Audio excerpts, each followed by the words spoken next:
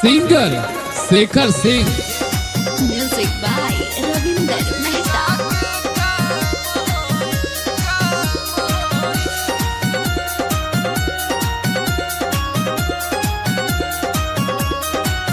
जीजा ऊपर से रंगवा टू डाला हो, पिचकारी बमोट न घुसावा हो।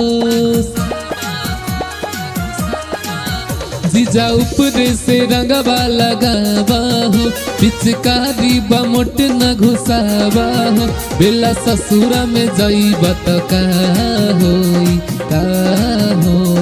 भत्ता रुक तो हट नाम होई, जीजा के काम होई। भत्ता रुक तो हट नाम होई, जीजा के काम होई काम होई।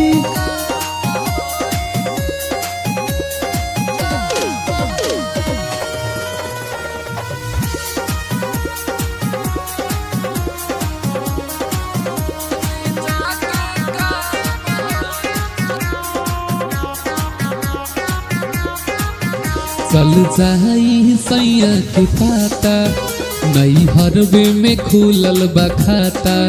थनी धीरे से डाली न जीजा, भीतरी जाला बहुते दुखाता।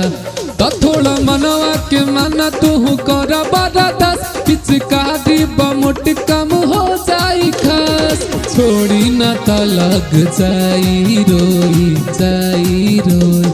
भत्ता रुक तो हट नाम होई, जीजा के काम होई।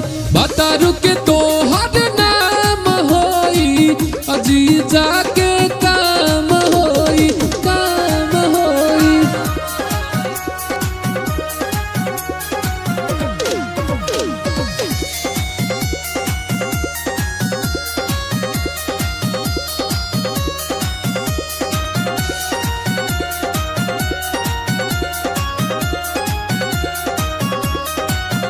शेखर पीयूष कम कर प्यार, डर लागत छोड़ दी भतार। समान भइल नहीं पाका, जिंदगी हो जाई बेकार। चल पाई न सैया के पाता साली, ससुर गइल पर रही नाता साली। मजा लेला के बाद भूल जाता सबके हूँ जाता सबके। भत्ता रुक तो हट नाम होई, जीजा के काम